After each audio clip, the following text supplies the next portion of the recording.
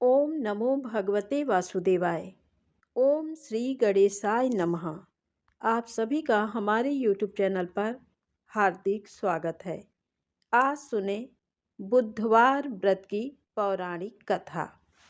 प्रेम से बोलें गणेश जी महाराज की जय हो। बुधवार व्रत शुक्ल पक्ष के पहले बुधवार से शुरू करना अच्छा माना जाता है। इस दिन प्रातः उठकर संपूर्ण घर की सफाई करें। तत्पश्चात स्नान आदि से निवृत्त हो जाएं। इसके बाद पवित्र जल का घर में छिड़काव करें। घर के ही किसी पवित्र स्थान पर भगवान गणेश जी, शिव परिवार की प्रतिमा या चित्र किसी कांस्य पात्र में स्थापित करें। तत्पश्चात धूप, दीप, बेलपत्र, अक्षत और घी का दीपक जलाकर पूजा करें। व्रत करने वाले को हरे रंग की माला या वस्त्रों का अधिक प्रयोग करना चाहिए। इस दिन गणेश जी को 21 गांठों सहित दूर्वा चढ़ाने का विधान है। मान्यता है कि ऐसा करने से भगवान गणेश की कृपा शीघ्र ही प्राप्त होने लगती है। भगवान गणेश जी भाग्य के बंधन खोलकर सौभाग्य प्राप्ति का वरदान देते हैं। इसके विषय में एक प्रचलित कथा भी है। पौराणिक कथा के अनुसार प्राचीन काल में अनलासुर नाम का एक दैत्य था। उसके कोप से स्वर्ग और धरती पर त्राहि त्राहि मची हुई थी। अनलासुर एक ऐसा दैत्य था जो मुनि, ऋषियों और साधारण मनुष्यों को जिंदा निगल जाता था।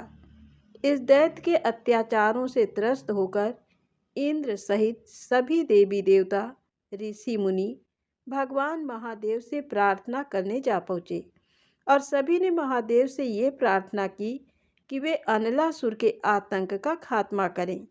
तब महादेव ने समस्त देवी देवताओं तथा ऋषि मुनियों की प्रार्थना सुनकर उनसे कहा कि दैत्य अनलासुर का नाश केवल श्री गणेश ही कर सकते हैं। फिर सबकी प्रार्थना पर श्री गणेश ने अनलासुर को निगल लिया। तब उनके पेट में बहुत जलन होने लगी। इस परेशानी से निपटने के लिए कई प्रकार के उपाय करने के बाद भी जब गणेश जी के पेट की जलन शांत नहीं हुई, तब कश्यप ऋषि ने दूर्वा की 21 गांठें बनाकर श्री गणेश को खाने को दी। ये दूर्वा श्री गणेश जी ने ग्रहण की। तब कहीं जाकर उनके पेट की जलन शांत हुई। ऐसा माना जाता है कि श्री गणेश को दूर्वा चढ़ाने की परंपरा तभी से आरंभ हुई। व्रत के दिन बुद्ध मंत्र ओम ब्राम ब्रीम ब्रौम सह बुद्धाय नमः का जप करना चाहिए। पूजन मंत्र जप एवं प्रार्थना के बाद बुधवार कथा का पाठ सुने। श्री गणेश चालीसा, श्री गणेश जी की आरती भी करनी चाहिए। पूरे दिन व्रत कर शाम के समय फिर से पूजा कर एक समय भोजन करना चाहिए। बुधवार व्रत में हरे रंग के वस्त्रों और सब्जियों का दान देना चाहिए। इस दिन एक समय दही, मूंग दाल का हलवा या हरी वस्तु से बनी चीज़ों का सेवन करना चाहिए। अब आइए सुनते हैं बुधवार व्रत की पौराणिक कथा। समतापुर नगर में मधुसूदन नामक एक व्यक्ति रहता था। वह बहुत धनवान था। मधुसूदन का विवाह बलरामपुर नगर की सुंदर और गुणवंती लड़की संगीता से हुआ था। एक बार मधुसूदन अपनी पत्नी को लेने बुधवार के दिन बलरामपुर गया। मधुसूदन ने पत्नी के माता पिता से संगीता को विदा कराने के लिए कहा। माता पिता बोले, बेटा आज बुधवार है, बुधवार को किसी भी शुभ कार्य के लिए यात्रा नहीं करते। लेकिन मधुसूदन नहीं माना। उसने ऐसी शुभ अशुभ की बातों को न मानने की बात कही। दोनों ने बैलगाड़ी से यात्रा आरंभ की। 2 कोस की यात्रा के बाद उसकी गाड़ी का एक पहिया टूट गया। वहां से दोनों ने पैदल ही यात्रा शुरू की। रास्ते में संगीता को प्यास लगी। मधुसूदन उसे एक पेड़ के नीचे बैठाकर जल लेने चला गया। थोड़ी देर बाद जब मधुसूदन कहीं से जल लेकर वापस आया, वह बुरी तरह हैरान हो उठा, क्योंकि उसकी पत्नी के पास उसकी ही शकल सूरत का एक दूसरा व्यक्ति बैठा था। संगीता भी मधुसूदन को देखकर हैरान रह गई। वह दोनों में कोई अंतर नहीं कर पाई। मधुसूदन ने उस व्यक्ति से पूछा, तुम कौन हो और मेरी पत्नी के पास क्यों बैठे हो? मधुसूदन की बात सुनकर उस व्यक्ति ने कहा, अरे भाई, ये मेरी पत्नी संगीता है। मैं अपनी पत्नी को ससुराल से विदा कराकर लाया हूँ। लेकिन तुम कौन हो जो मुझसे ऐसा प्रश्न कर रहे हो? मधुसूदन ने लगभग चीखते हुए कहा, तुम जरूर कोई चोर या ठग हो। ये मेरी पत्नी संगीता है। मैं इसे पेड़ के नीचे बैठाकर जल लेने गया था। इस पर उस व्यक्ति ने कहा, अरे भाई, झूठ तो तुम बोल रहे हो। संगीता को प्यास लगने पर जल लेने तो मैं गया था। मैंने तो जल लाकर अपनी पत्नी को पिला भी दिया है। अब तुम चुपचाप यहाँ से चलते बनो, नहीं तो किसी सिपाही को बुलाकर तुम्हें पकड़वा दूंगा। दोनों एक दूसरे से लड़ने लगे। उन्हें लड़ते देख बहुत से लोग वहां एकत्र हो गए। नगर के कुछ सिपाही भी वहां आ गए। सिपाही उन दोनों को पकड़कर राजा के पास ले गए। सारी कहानी सुनकर राजा भी कोई निर्णय नहीं कर पाया। संगीता भी उन दोनों में से अपने वास्तविक पति को नहीं पहचान पा रही थी। राजा ने दोनों को कारागार में डाल देने के लिए कहा। राजा के फैसले पर असली मधुसूदन भयभीत हो उठा। तभी आकाशवाणी हुई, मधुसूदन, तूने संगीता के माता पिता की बात नहीं मानी और बुधवार के दिन अपनी ससुराल से प्रस्थान किया। यह सब भगवान बुद्ध देव के प्रकोप से हो रहा है। मधुसूदन ने भगवान बुद्ध देव से प्रार्थना की कि हे भगवान बुद्ध देव, मुझे क्षमा कर दीजिए। मुझसे बहुत बड़ी गलती हुई। भविष्य में अब कभी बुधवार के दिन यात्रा नहीं करूँगा और सदैव बुधवार को आपका व्रत किया करूँगा। मधुसूदन के प्रार्थना करने से भगवान बुद्ध देव ने उसे क्षमा कर दिया। तभी दूसरा व्यक्ति राजा के सामने से गायब हो गया। राजा और दूसरे लोग इस चमत्कार को देख हैरान हो गए। भगवान बुद्ध देव की इस अनुकंपा से राजा ने मधुसूदन और उसकी पत्नी को सम्मान पूर्वक विदा किया। कुछ दूर चलने पर रास्ते में उन्हें बैलगाड़ी मिल गई। बैलगाड़ी का टूटा हुआ पहिया भी जुड़ा हुआ था।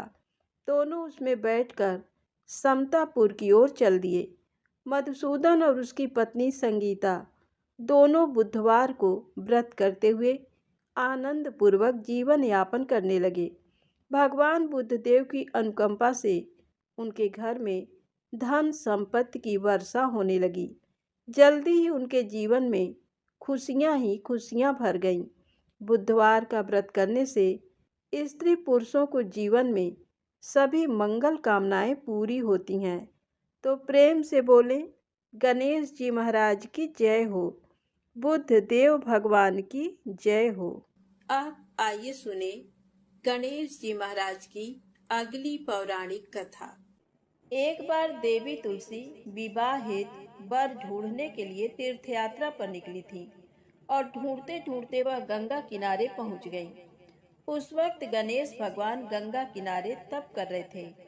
उन्हें देखते ही देवी तुलसी उन पर मोहित हो गई और उनके मन में गणेश भगवान से विवाह की इच्छा उत्पन्न हुई। फिर देवी तुलसी ने गणेश जी के पास जाकर उनका ध्यान भंग कर दिया।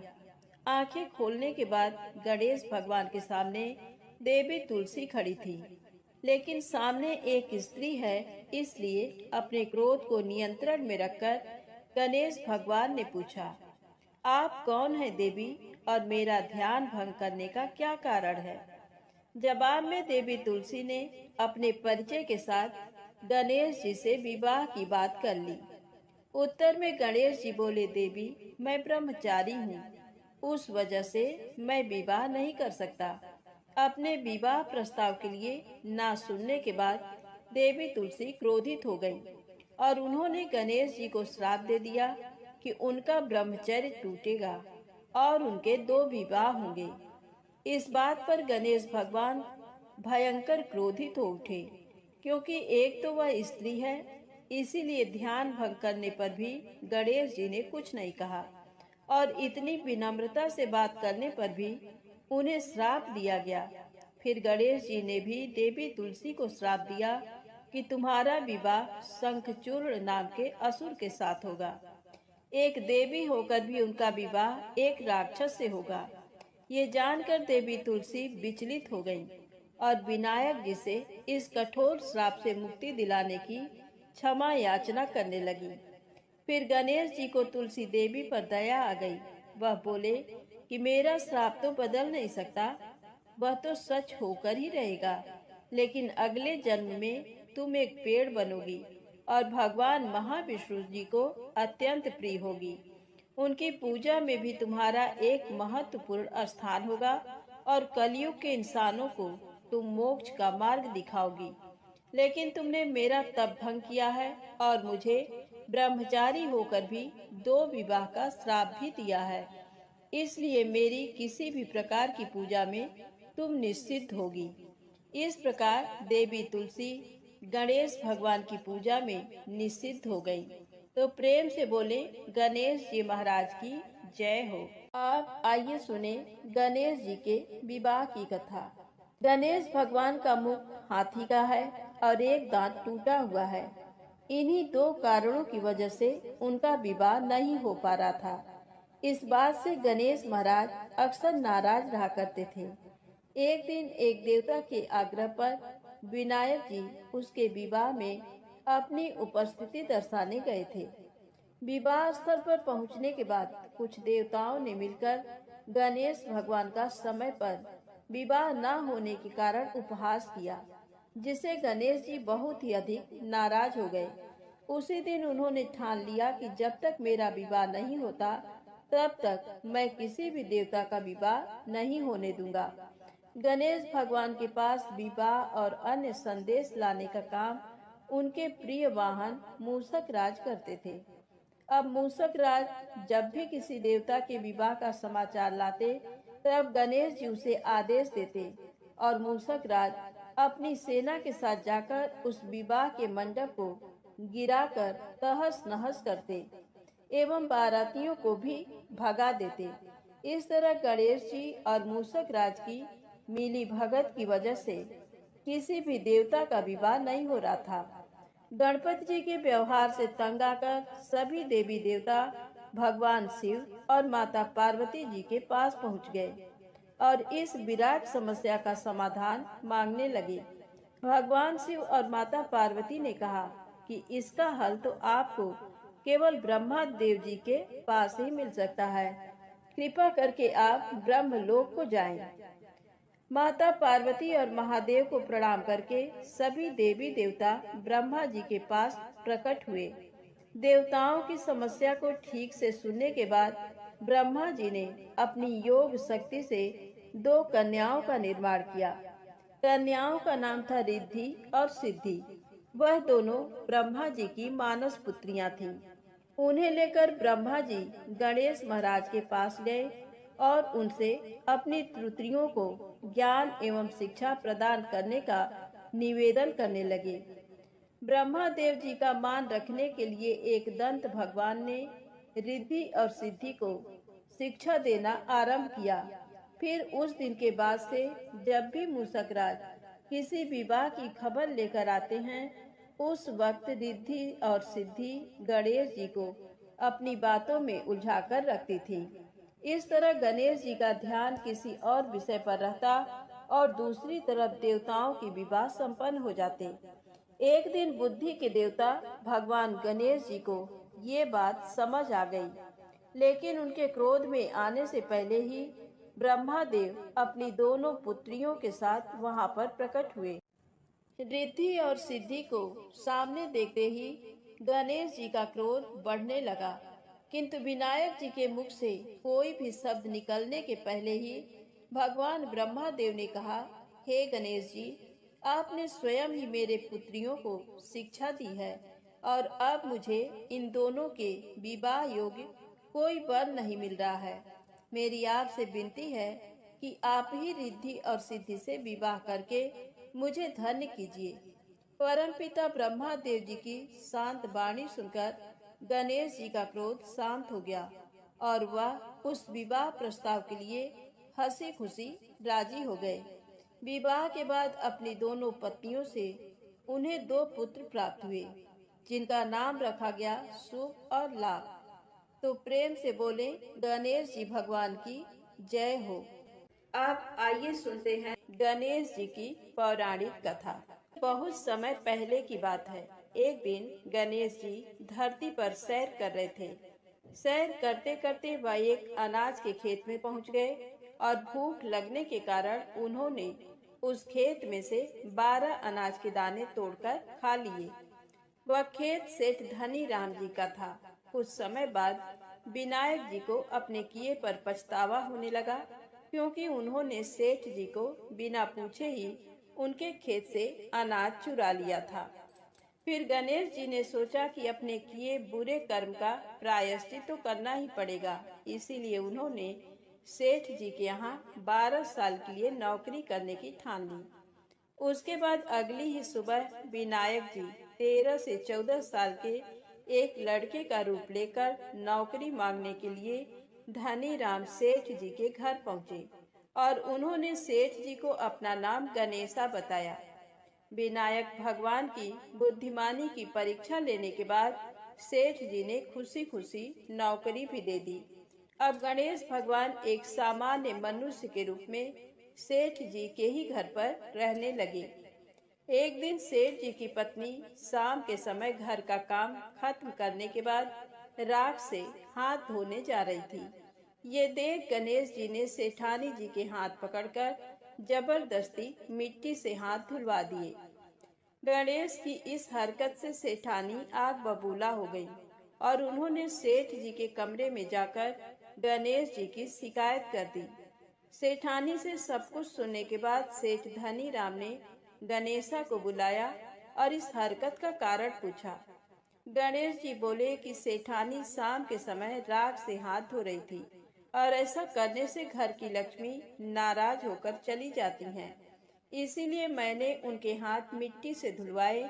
इससे घर पर माता लक्ष्मी की कृपा बनी रहती है। ये सब सुनकर सेठ जी ने सोचा गणेशा की सोच तो बड़ी अच्छी है। उसी के कुछ दिन बाद कुंभ मेले का शुभ अवसर आया। सेठ जी ने गणेशा को बुलाया और कहा, सेठानी जी को कुंभ मेले में स्नान करा लाओ। अब सेठानी और गणेशा स्नान के लिए मेले में पहुंचे। वहां पहुंचने के बाद सेठानी नदी के किनारे बैठकर नहाने लगी। उन्हें ऐसा करते देख गणेशा दौड़ कर आए और सेठानी जी के दोनों हाथ पकड़कर उन्हें नदी के अंदर लेकर गए। उनसे पानी में डुबकी लगवाई और फिर किनारे पर ले आए। अब गणेशा की इस हरकत से तो सेठानी का गुस्सा 7वें आसमान पर पहुंच गया। सेठानी जी घर आते आते पूरे रास्ते गणेशा को ताने पर ताने मार रही थी, लेकिन गणेश भगवान सब कुछ शांति से सुन रहे थे। घर आते ही सेठानी ने सेठ जी के पास फिर से गणेशा की शिकायत कर दी। सेठ जी ने तुरंत ही गणेशा को बुलाया और पूछा, तुमने ऐसा क्यों किया? गणेश जी बोले, सेठ जी, सेठानी नदी के किनारे बैठकर गंदे पानी से नहा रही थी। मैंने इनको बीच नदी में ले जाकर साफ पानी में डुबकी लगवाई। ऐसा करने से उन्हें अगले जन्म में बहुत बड़ा राजपाट और वैभव मिलेगा। सेठ जी ने सोचा कि गणेशा के विचार कितने अच्छे हैं, मेरे परिवार का भला सोचता है। कुछ दिन बाद सेठ जी के घर पर पूजा थी। पंडित जी आने के बाद सेठ जी ने गणेशा से कहा, जाओ और सेठानी जी को बुला कर लाओ। सेठ जी के आज्ञानुसार गणेश जी सेठानी को बुलाने गए। उस वक्त सेठानी काली चुनरी ओढ़कर कमरे से बाहर आ रही थी। ये देखते ही विनायक जी ने वह काली चुनरी उतारकर फाड़ दी और कहा कि पूजा के लिए लाल रंग की चुनरी ओढ़कर आइए। अब सेठानी बहुत ज्यादा नाराज हो गई और गणेशा पर चिल्लाने लगी। वह आवाज सुनकर सेठ जी वहां पर भागते हुए आए और पूछा कि क्या हुआ। तब सेठानी बोली, गणेशा ने मेरी चुनरी फाड़ दी। फिर सेठ जी ने भी गणेशा को बहुत डांटा। जवाब में गणेश जी ने कहा कि सेठ जी, पूजा में कभी काला वस्त्र नहीं पहनते, इससे शुभ काम सफल नहीं होते। इसीलिए मैंने ऐसा किया। सेठ जी ने सोचा कि गणेश है तो बहुत ही समझदार। इसी तरह लीला रचाते हुए उसी घर में गणेश जी के 12 साल बीत गए। फिर एक दिन सेठ जी ने नया कारोबार शुरू करने से पहले घर में पूजा रखी थी। पूजा करते करते उनको याद आया कि पूजा की सामग्री में गणेश भगवान की मूर्ति तो है ही नहीं। तब उन्होंने अपने नौकर गणेशा को पूजा घर से भगवान विनायक जी की मूर्ति लाने के लिए कहा। गणेशा बोला कि मुझे ही मूर्ति समझकर पूजा में विराजमान कर लो, आपके सारे शुभ काम सफल हो जाएंगे। ये बात सुनकर सेठ जी गुस्सा हो गए और बोले, गणेशा, तुम अभी तक सेठानी से मजाक करते थे, अब मुझसे भी करने लगे हो। उत्तर में गणेश जी ने मुस्कुराते हुए कहा, नहीं सेठ जी, मैं मजाक नहीं कर रहा, मैं सत्य वचन कह रहा हूँ। इतना कहने के बाद नौकर गणेश ने अपना असली भगवान स्वरूप धारण कर लिया। साक्षात गणेश भगवान को सामने देखते ही सेठ और सेठानी उनके चरणों में लीन हो गए और उन्होंने अपनी पूजा संपन्न कर ली। उसके पश्चात गणेश जी देखते ही देखते अंतर ध्यान हो गए।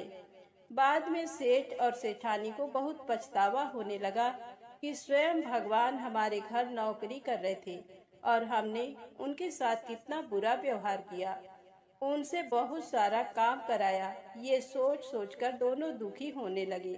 फिर उसी रात सेठ और सेठानी के सपने में गणेश भगवान प्रकट हुए और उन्हें समझाया कि मैंने 12 साल पहले तुम्हारे खेत से 12 अनाज के दाने बिना पूछे तोड़ लिए थे और उसी कर्म का दोष दूर करने के लिए मैं 12 साल से तुम्हारे घर नौकरी कर रहा था। अगले ही दिन से सेठ जी पर गणेश भगवान की माया हो गई। उनका व्यापार दिन दोगुना और रात चौगुनी तरक्की करने लगा। धनी राम सेठ जी के जीवन की काया पलट हो गई। हे गणेश जी महाराज, जैसी माया आपने धनी राम सेठ जी पर की, वैसी ही माया इस कहानी को पढ़ने वाले और सुनने वाले हर एक व्यक्ति पर करना। कथा अधूरी हो तो इसे पूरी करना और अगर हमसे कोई गलती हो गई हो तो उसे क्षमा करना। प्रेम से बोले, गणेश जी महाराज की जय हो। आइए सुने धन समृद्धि प्रदान करने वाली माता अन्नपूर्णा की बड़ी ही दुर्लभ कथा। प्राचीन काल की बात है। पुरुषोत्तमपुर नामक ग्राम में एक बहुत धर्मात्मा सेठ जी रहा करते थे। उनके 5 पुत्र और एक सबसे छोटी पुत्री थी और उसका नाम गौरी था। सेठ जी का भरा पूरा परिवार था। सेठ जी ने अपने सभी 5 पुत्रों का विवाह कर दिया था और जब छोटी बेटी गौरी विवाह की योग्य हुई तो उन्होंने उसका विवाह एक दूसरे नगर के अपने ही समान धनी परिवार में कर दिया।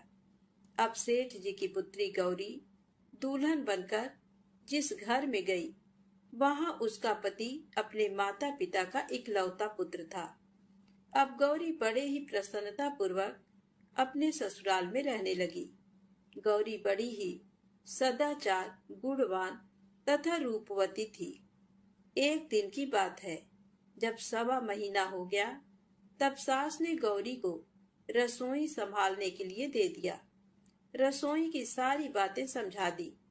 गौरी अपने सासू माँ का पांव छूकर रसोई में प्रवेश करती है। तब सास ने कहा, बहू, रोज सुबह जल्दी उठकर पूजा पाठ करके रसोई में प्रवेश करना, फिर खाना बनाना। रोटी बनाते समय पहली रोटी गाय को, अंतिम रोटी कुत्ते को बनाना मत भूलना। इस प्रकार सास ने गौरी को सब कुछ समझा दिया। गौरी 4 लोगों के लिए खाना बनाती है और खाना बनाकर अपने पूरे परिवार को खिलाती है। जब अंत में खुद खाने के लिए बैठी, तब वह देखती है कि उसके लिए तो रोटी बची ही नहीं। अब क्या करे? वह चावल, दाल और सब्जी खाकर पानी पी लेती है। अब जब शाम होती है, तब गौरी ने सुबह से ज्यादा आटा लगाया और रोटी सब्जी बनाकर रख देती है। जब रात्रि में सब लोग खा लेते हैं, तो फिर से जब गौरी खाने के लिए बैठी, रोटी का डब्बा खोलती है तो उसमें एक भी रोटी नहीं थी। ये देखकर उसे बड़ा ही आश्चर्य होता है कि उसने तो सुबह से भी ज्यादा आटा लगाया था, लेकिन रोटियां बची ही नहीं। अब वह सिर्फ सब्जी खाकर पानी पीकर सो जाती है। अगले दिन फिर उसने कल से 2 गुना ज्यादा आटा लगाया और रोटियां बनाई, लेकिन फिर से उसे रोटी नहीं मिली। सभी रोटियां खत्म हो गई थी। अब उस दिन भी आधे पेट खाना खाकर ही उसे रहना पड़ा। इसी प्रकार गौरी चाहे जितना भी आटा लगाती, रोटियां उसे नहीं बचती। ये हर रोज का काम हो गया था। वह सोचने लगी, आखिर कौन नहीं चाहता कि मैं रोटियां नहीं खाऊं, मेरा पेट ना भरे। गौरी इस आस में आटा ज्यादा गूंथती थी कि किसी न किसी दिन तो उसे रोटियां मिलेंगी, किंतु ऐसा नहीं होता है।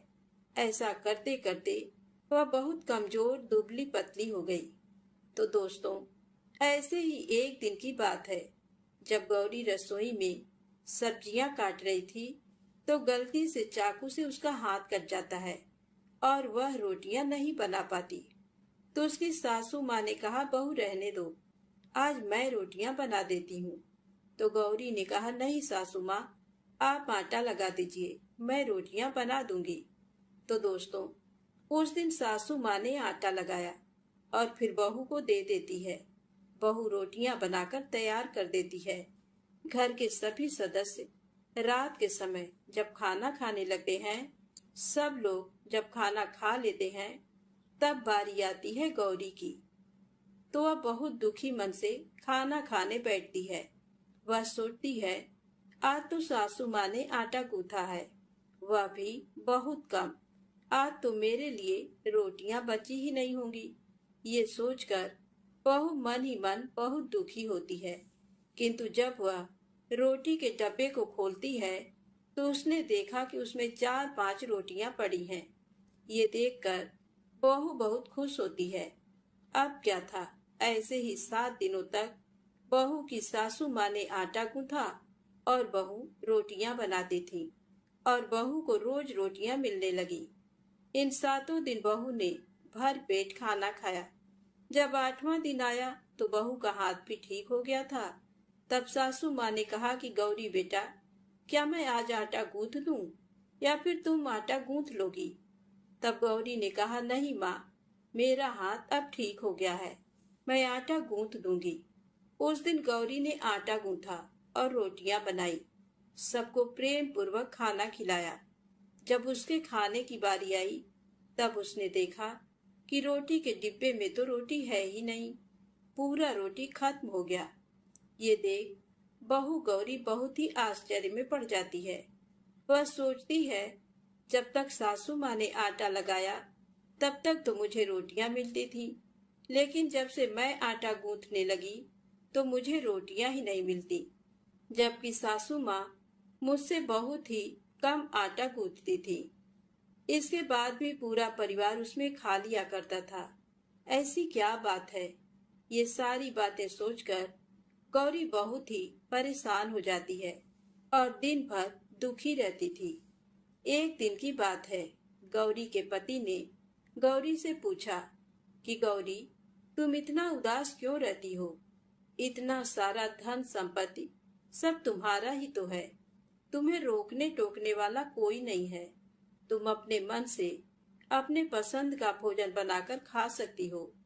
तुम दिन प्रतिदिन इतनी कमजोर कैसे होती जा रही हो? गौरी ने लाज और संकोच से अपने पति को कुछ नहीं बताया। तब उसके पति ने सोचा कि शायद उसकी पत्नी को उसके माता पिता की याद आ रही है। इसीलिए अगले दिन गौरी का पति अपने माता पिता से कहता है कि पिताजी, मुझे लगता है कि गौरी को उसके माता पिता की याद आ रही है। मैं उसे उसके मायके ले जाकर सबसे मिलवा लाता हूँ। अपने बेटे की बात सुनकर गौरी के सास ससुर तैयार हो जाते हैं और उसे जाने की अनुमति दे देते हैं और कहते हैं, बेटा, यदि बहू को अपने माता पिता से मिलकर प्रसन्नता होती है तो अवश्य ही तुम उसे उसके मायके ले जाओ। अब गौरी का पति अपने पत्नी को लेकर उसके मायके जाता है। दामाद और बेटी को देखकर उनका बहुत ही आवभगत होता है। तरह तरह के व्यंजन बनाए जाते हैं, खिलाए जाते हैं, बहुत सेवा सत्कार होता है। उसी दिन रात में समय मिलने पर गौरी की माँ ने अपनी बेटी को कोने में ले जाकर पूछा, बेटी, तुम इतनी दुबली पतली कैसे हो गई?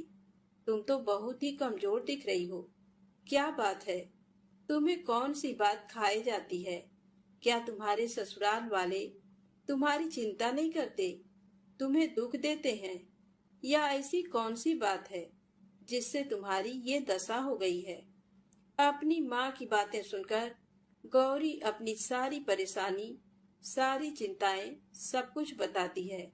अपनी बेटी की बात सुनकर गौरी की माँ ने कहा, बेटी, हमें लगता है माता अन्नपूर्णा तुमसे नाराज हो गई हैं। इस विषय में तो मैं कुछ नहीं कर सकती, क्योंकि तुम्हारे ससुराल में हमारा बोलने का कोई अधिकार नहीं है। इसीलिए मैं तो कहूंगी कि तुम यहाँ से जाने के बाद इस विषय में अपने सास और ससुर से बात करना। वही कुछ हल बताएंगे और तुम्हारी समस्या का समाधान होगा।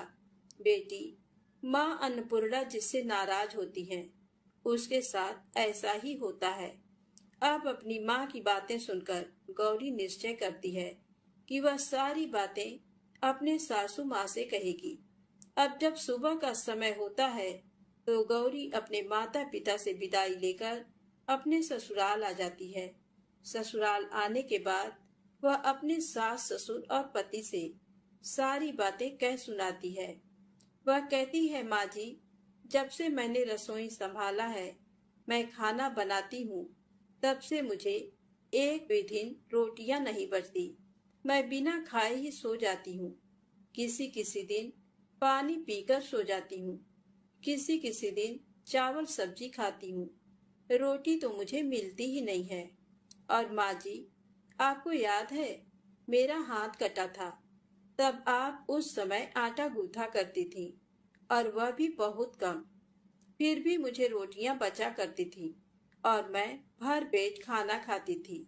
लेकिन अब जब मेरे हाथ का घाव ठीक हो गया, तब से मैं फिर से आटा गूंथने लगी और रोटियां बनाने लगी।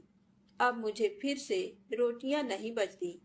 मैं आधे पेट ही खाना खाती हूँ। अपनी बहू की बातें सुनकर सास को सब कुछ समझ में आ गया।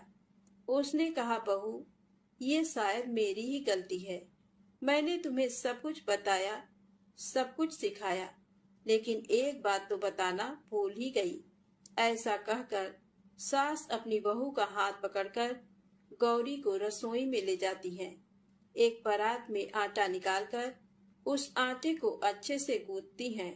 गूंथने के बाद उस गूंथे हुए आटे पर अपने उंगलियों के 5 छाप लगा देती हैं और कहती हैं, बहू, ये माँ अन्नपूर्णा का छाप होता है, उनका चिन्ह माना जाता है।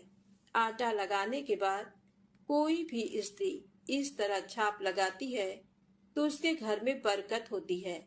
इसका अर्थ ये है कि माँ अन्नपूर्णा की कृपा सभी परिवार वालों पर बरसे और कोई भी सदस्य भूखे पेट ना सोए। बहू, मैं तुम्हें ऐसा बताना भूल गई। आज से तुम आटा लगाते वक्त आटे पर अपना 5 छाप, 5 उंगलियों का छाप छोड़ देना और माँ अन्नपूर्णा तुम्हारे ऊपर अवश्य ही कृपा करेंगी और तुम कभी भी खाली पेट, भूखे पेट नहीं सोओगी। ये बरकत का चिन्ह होता है। अब अपने सासू माँ की बात सुनकर बहू हर रोज आटा गूंथती और फिर उस पर अपने 5 अंगुलियों की छाप छोड़ देती और फिर रोटियां बनाती। अब बहू को भी हर रोज रोटियां मिलने लगी। वह पेट भर भोजन करने लगी और स्वस्थ भी हो गई। माँ अन्नपूर्णा की कृपा उस पर बरसने लगी।